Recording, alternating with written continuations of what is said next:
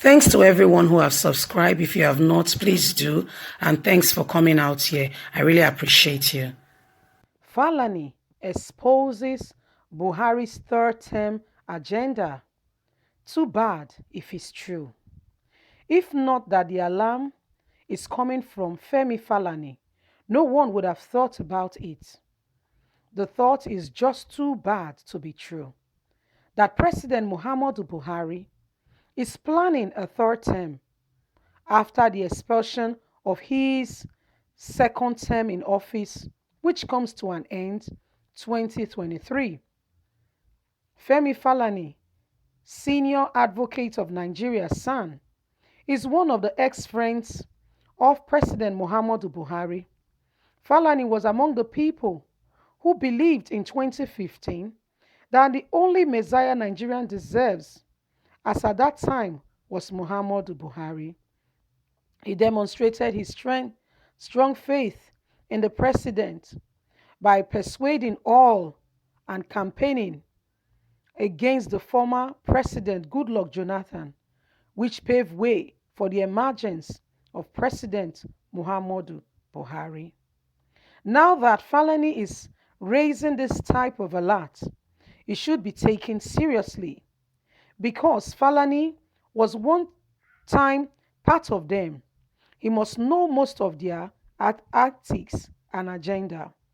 Femi Falana has accused President Muhammadu Buhari, Vice President Yemi Osibanjo, and all the All Progressive Congress of planning a third-term campaign.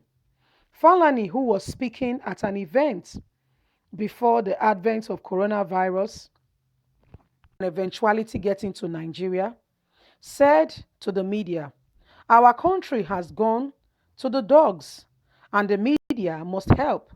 That is why the war is against the media, because for the 2023 race, the media must not be silent. So the government wants to silence our media.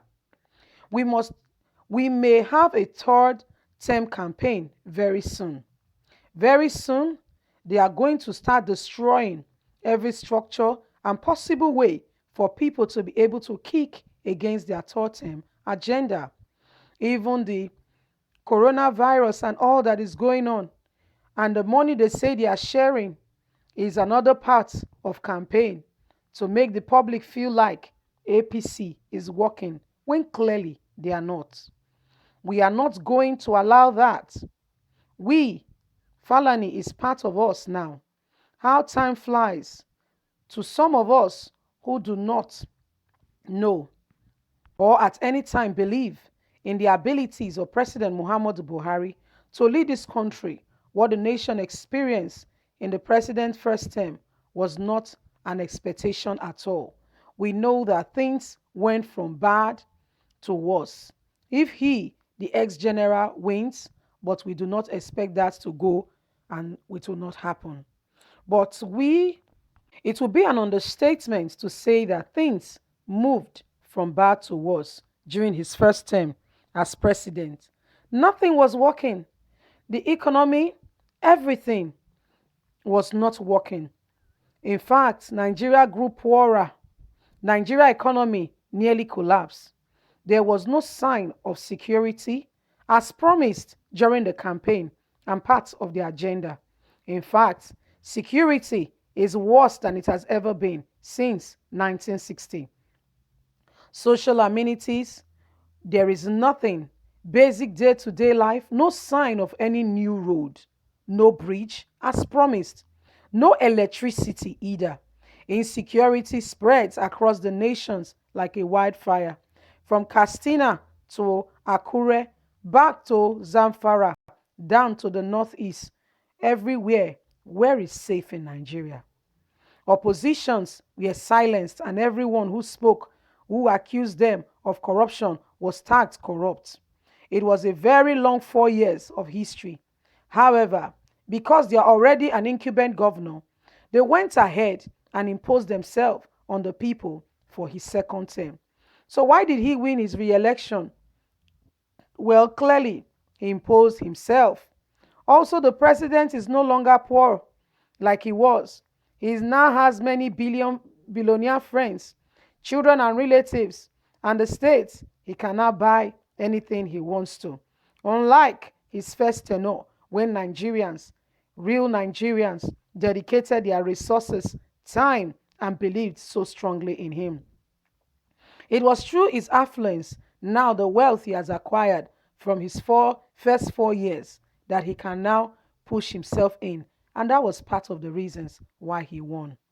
Many people had, even though to their old age, observing the lack of capacity and strength and confidence from this president. Now, Falana is talking about a third term. That is what that we once heard, and it was quenched. Gradually, it seemed like it is resurrecting gradually. Nigerians have adjusted to life and to the style of hardship in the country. They have shut down Nigeria for the sake of coronavirus. But the plan for 2023 must be exposed, and Nigerians must not be silent. We cannot continue with these people. No, we can't. Well, Falani is a well renowned senior advocate of Nigeria who personally stood with Buhari 2015.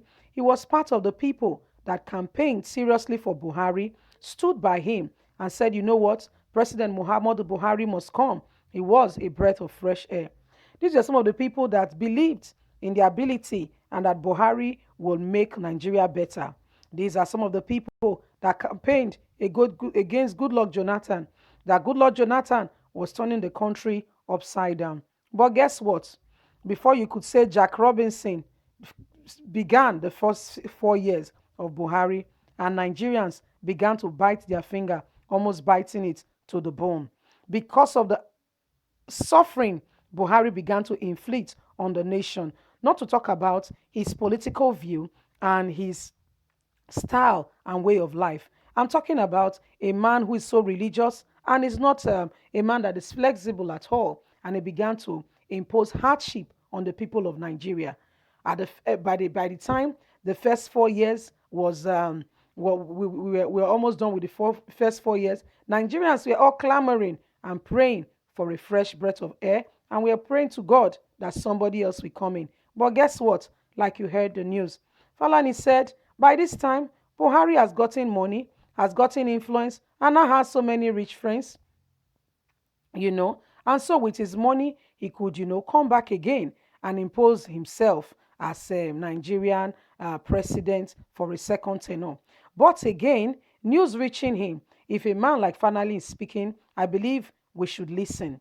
He said news reaching him is that both Buhari, the Vice President Yemi Osibanjo, that there is a plot for a third tenure, not even second tenure. They are still planning this, and they want to even use the advantage of this whole coronavirus to make Nigerian feel that they are working, and they want to start pushing themselves and their ideology into the Nigerian population. The Nigerians must be wise, and that's why they are trying to shut down the media by all means necessary. That's why they are trying so hard to implement a social media bill so that they can, quench Nigerians, and they'll be able to rule and do what they want, what pleases them. But he's calling on the media, calling on you and I, Nigerians, that we must all not allow this, for this is our country. This is the first and foremost country we have. Even if you have dual nationality, you are first of all a Nigerian, and this is your home, to mention but a few. And therefore, we must not allow these people to make us feel like we are not a people. You and I must rise up. We must not allow these people to damage our future, or to just trample Nigeria on the feet or on the floor. Did you hear Falani? He said by the end of Buhari's first tenure, he was now a rich man. Hey, Nigeria must survive. Nigeria must survive. Oh, can you imagine? By the end of his first tenure, he was now a rich man. The person that came in, that a common Nigerian man voted for him. I'm talking about, if you see two people drinking beer parlor, they all were talking about Buhari and saying, this man is a breath of fresh air. Let him come in. Let Goodluck Jonathan go. I tell you, go and ask any average Nigerian on the street. They are wishing for Goodluck Jonathan to come back. If only we can see tomorrow. That's why, Nigerians, I must implore you, everyone, please, let's not make hasty decisions. For what you see, you know what we call camouflage or what we call mirage. You know, when you are going and you are driving your car and you see a pool of water, it's as if you are seeing a pool of water in a very hot sun day. Apparently, it's not water. It's the heat of the sun and the road, the quota expanding. If you run there and say, I've seen water, you'll just be surprised. The more you go, the more the water is still in front. You will never get to the end of it. Now, so it just be. Let's not pick a decision based on what we are seeing, but let us trust God to pick for us. Have a lovely and a wonderful day. God will bless you. Don't forget to like and to subscribe. Bye.